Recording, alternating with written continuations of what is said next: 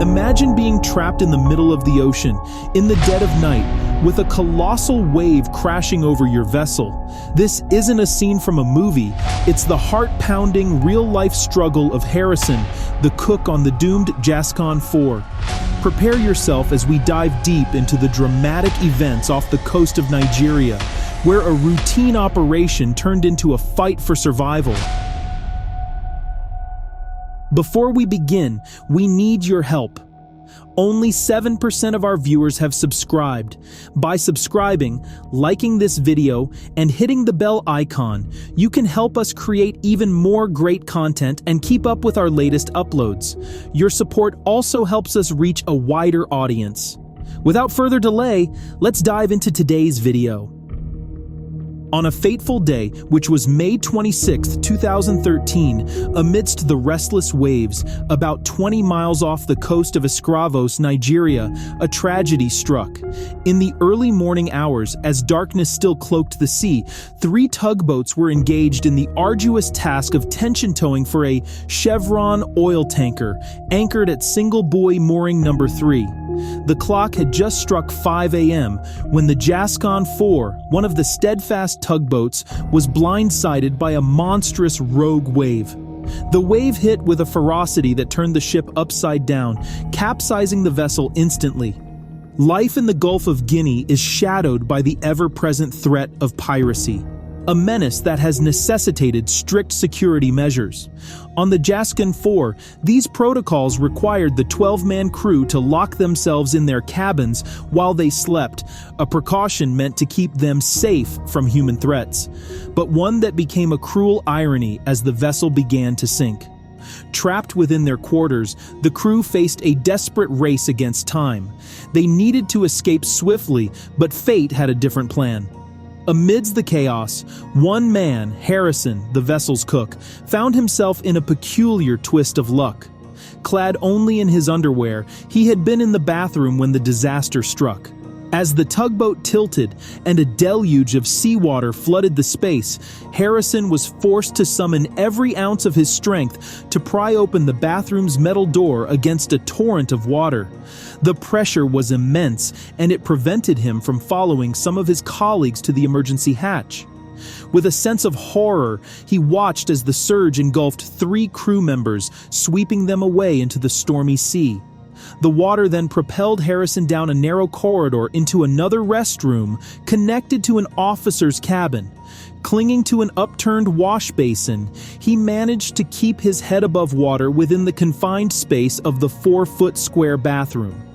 The vessel descended to nearly 100 feet, finally settling upside down on the seabed. In the immediate aftermath of the tugboat's capsizing, a swift rescue operation began involving nearby vessels and a helicopter. A team of divers quickly located the wreckage and marked its position with buoys. They endeavored to establish contact with the hull by pounding on its surface. Inside, Harrison pounded back, but his desperate signals went unheard. The divers, not adequately equipped for deep-sea diving, could only stay submerged at the wreck's depth for a short time. Finding no signs of survivors, they terminated the operation. After nearly a full day trapped in the bathroom, Harrison summoned the courage to venture beyond his small air pocket. Navigating through absolute darkness, he swam cautiously, making his way to the engineer's office. Astonishingly, he found another pocket of air, about 4 feet high within this space. With the immediate challenge of securing breathable air resolved, Harrison could now address other pressing matters. His primary concern became the biting cold. 100 feet below the surface, drenched and clad only in boxer shorts and a shirt, he was shivering and battling hypothermia. His body was losing heat faster than it could generate. Proceeding with caution, Harrison explored the cabin's confines, eventually discovering a collection of tools. Using these, he dismantled sections of the wall paneling. Through resourceful ingenuity, he crafted a makeshift platform from a mattress and salvaged materials. This platform buoyed him, keeping much of his body above the water and helping mitigate heat loss. Plagued by hunger, thirst, relentless cold, and enveloped in inky darkness, Harrison grappled with profound fear. In these harrowing moments, he drew upon his deeply rooted religious beliefs, seeking solace by praying and invoking the name of Jesus in his plea for rescue. As time passed, the seawater eroded the skin from his tongue, subjecting him to agonizing pain. A putrid odor filled the air, which Harrison surmised emanated from the decaying remains of his former shipmates. Meanwhile, a dive support vessel named the Toucan arrived at the site of the sinking. The parent company of the Jascon 4, West African Ventures, had enlisted a specialized deep-sea salvage saturation diving team from the subsea services firm, DCN Global. This team, comprised of 6 divers, deck crew members, and technical staff, recognized the formidable nature of their assignment. The second dive team, composed of Nico van Heerden, Andre Erasmus, and Daryl Oosthuizen, operated under the guidance of their supervisor, Colin Werrett, stationed topside on the vessel. Werrett aided the divers by providing instructions through a connected microphone while observing the dive's progression via a camera worn by Nico. This team spent over an hour breaching an external watertight door and then a second metal door to gain entry to the sunken vessel. Upon gaining access to the interior, the divers encountered an exceedingly bewildering environment where the ceiling had become the floor and the floor the ceiling. The turbid water concealed an array of potential hazards, including haphazardly strewn furniture and equipment. Progress was gradual and meticulous as the divers systematically navigated through the vessel's interior. 4 lifeless bodies had been recovered when Nico, encumbered by his diving apparatus, maneuvered through the cramped stairwell to the main deck. Meanwhile, Harrison's hope had nearly dwindled when he detected a sound resembling the release of an anchor. Shortly afterward, the sound of hammering reverberated through the hull of the vessel. He instinctively pounded on the wall, uncertain if his efforts reached the ears of the divers. A glimmer of optimism emerged as he caught sight of the illumination cast by one of the divers' head torches. A truly magical moment was on the horizon. As Nico perceived what he initially believed to be another lifeless body, he extended his touch to the corpse's hand, only to be met with the astonishing response of a sudden grip. Nico's reaction bordered on disbelief, prompting his supervisor, Kobe, to urgently convey through the microphone that the survivor was indeed alive.